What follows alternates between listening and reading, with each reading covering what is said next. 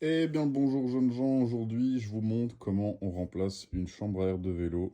Là, ma fille a crevé avec son vélo. Vous allez voir, c'est pas compliqué. Que vous soyez un homme, une femme ou un adolescent, c'est possible de remplacer une chambre à air assez facilement. Je vous montre ça tout de suite. Alors, faut falloir un peu de matériel évidemment.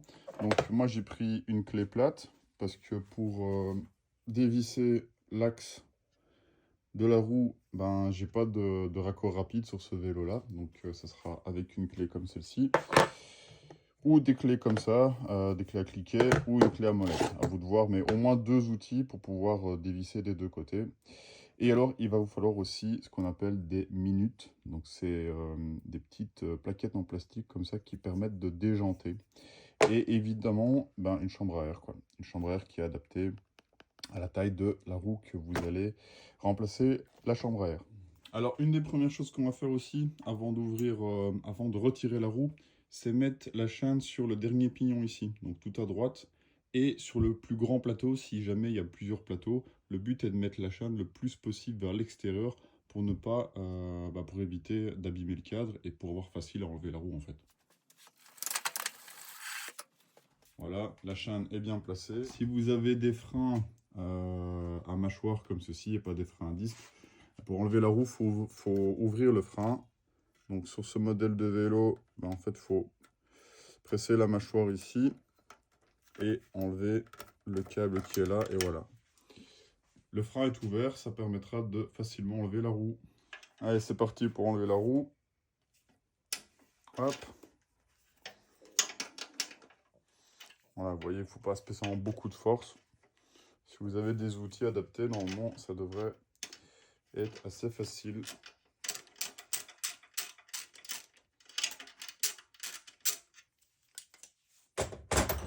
Voilà.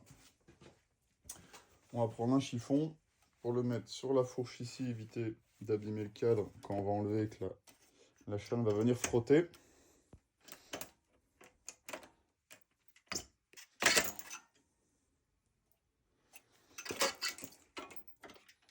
Et voilà, la roue est enlevée. Vous voyez, j'ai mis un petit chiffon ici pour éviter que la chaîne vienne frotter sur le cadre, sur la fourche arrière. Bon, comment on déjante? Alors, vous voyez, il y a la pipette ici de la chambre à air. On va commencer par là. Donc, on prend ce qu'on appelle les minutes ici. Et vous voyez, il y a un espace, il y a un rebord comme ça. On va venir le glisser là, entre le pneu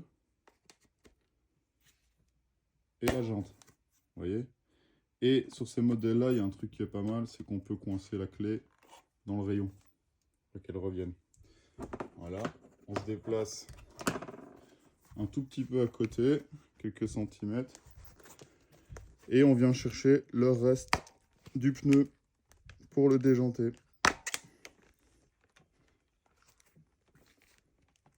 Voilà. Et à partir de ce moment-là, une fois que c'est déjanté en partie, normalement ça va être assez facile d'aller mettre le troisième. Quelques centimètres plus loin, un deuxième, et voilà. Et donc après, il suffit de venir glisser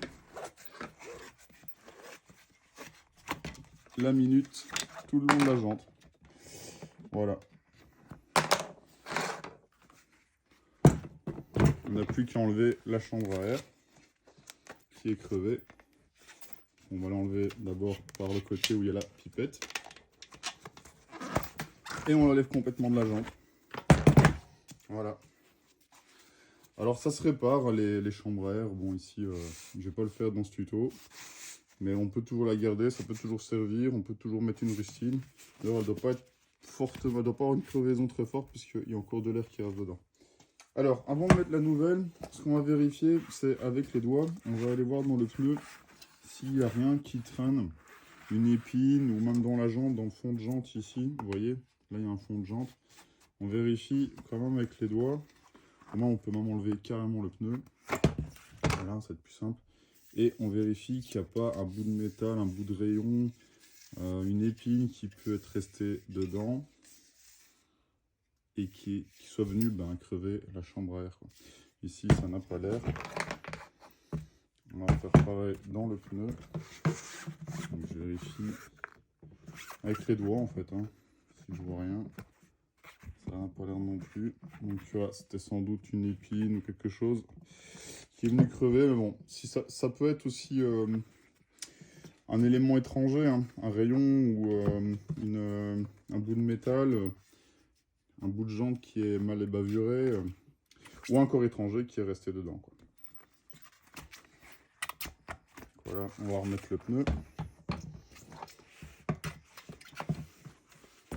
Alors ici ça va, il a déjà servi, mais quand ils sont neufs, c'est pas évident à remettre. Voilà, on met d'un côté. Ensuite, on va remettre une nouvelle chambre à air. Alors, pour remettre une nouvelle chambre à air, je vais venir pré-gonfler la chambre à air qui vient de sortir de la boîte. Donc pour ça, on prend une pompe à vélo, forcément. Hop.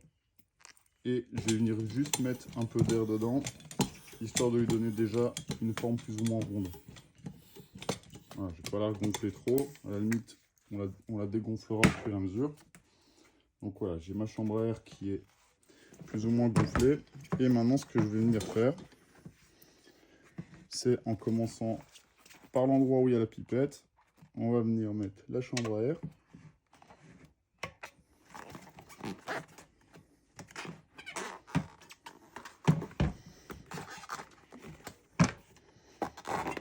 Et je vais la glisser dans la jante et dans le pneu. Alors là, elle est un peu trop gonflée, mais c'est pas grave, c'est le temps de la mettre.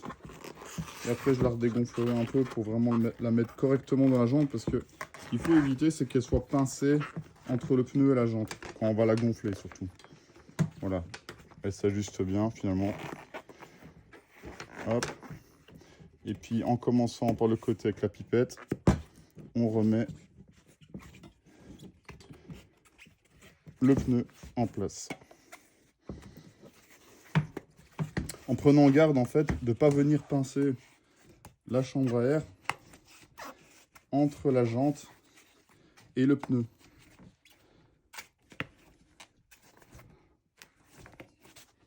De toute façon, en fait, vous pouvez revenir vérifier ici si la chambre à air c'est pas coincé entre la jante et le pneu.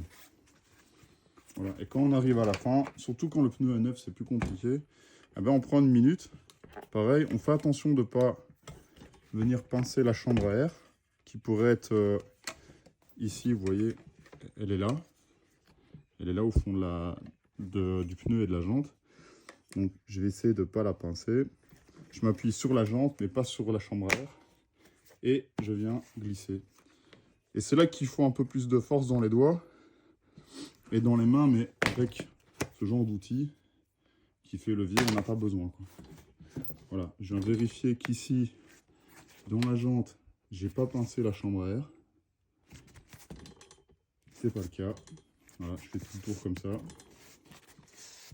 pour m'assurer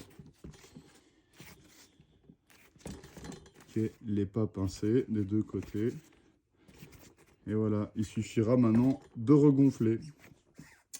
Pour regonfler, en fait, sur le pneu, vous avez toujours normalement la pression que vous pouvez mettre dessus. Donc soit c'est en bar, soit en PSI. Parfois il y a les deux. Donc voilà, ici c'est minimum 2 bars, maximum 4,5 bars. Et donc pour savoir à combien vous êtes, le plus simple, c'est d'utiliser ce genre de pompe à vélo sur lequel vous avez ici, moi c'est en bar, des fois c'est en PSI. Et donc je sais que voilà, entre 2 et 4,5, donc j'ai mis un indicateur ici. Quand j'arrive à cette pression-là, j'arrête, quoi. Et voilà, vous savez comment on remplace une chambre à air de vélo. À bientôt, ciao.